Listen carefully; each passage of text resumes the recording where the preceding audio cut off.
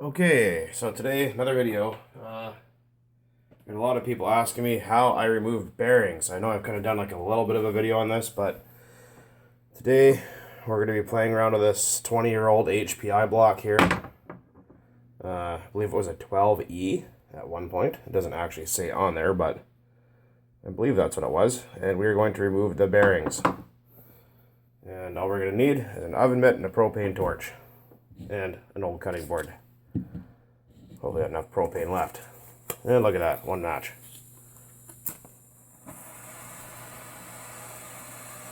I can smell matches. Right, so what we're going to do, this is probably going to make an ass out of me, so bear with me. I'll turn up flame a little bit. We're going to heat right there. Keep the heat moving. You're not trying to get it so hot as that you melt it. You want to heat it evenly and keep the flame moving. There's also another video on this by a fellow there. Old castor oil and stuff. Oh, it's on fire. Oh, cool. Anyways, a guy there in New Zealand called XJet, he did a video on this many, many years ago. Whole tutorial, actually.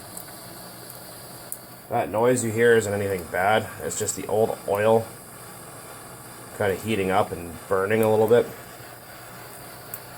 You can use your oven to do this. Or a heat gun if you have one. A hairdryer does not get hot enough. Maybe get a little bit hotter. Like I said, you might want to try this with an old engine first to practice on. I can try it there and see what happens.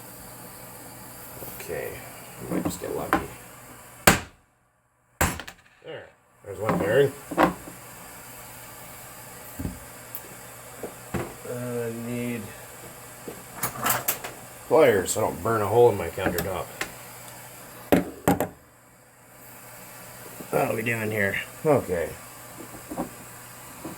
So next, we're going to heat around where the front. You don't actually want to heat the bearing itself, you just want to heat the casing where the bearing sits. This doesn't take very long, a couple of minutes. The front bearing's kind of a pain in the ass because there's nowhere to hit it on the other side with anything if you wanted to. I've been doing it this way for many, many years. I don't know if you guys are actually seeing this or not. Hopefully you are. Yeah, you guys are in frame.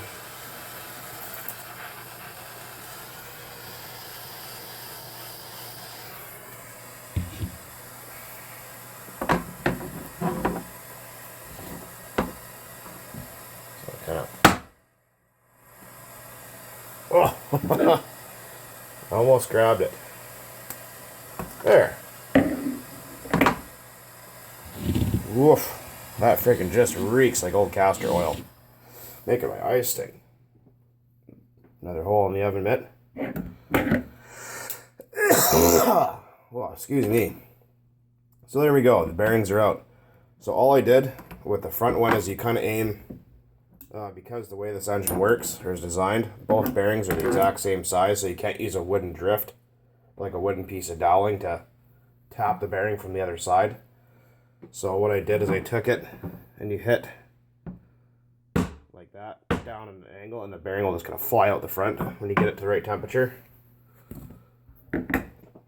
Yeah, so that's basically that. And the installation is just the reverse of what you saw. So if you want to put them back in, usually what I do is I freeze. I almost touched those, almost did. But so the installation would be put the bearings in the freezer. If I can find the crankshaft, or a crankshaft, as an example, would be doing perfect. Second here. Bear with me guys for a minute. Kind of disorganized today. Okay, how we doing here? Alright.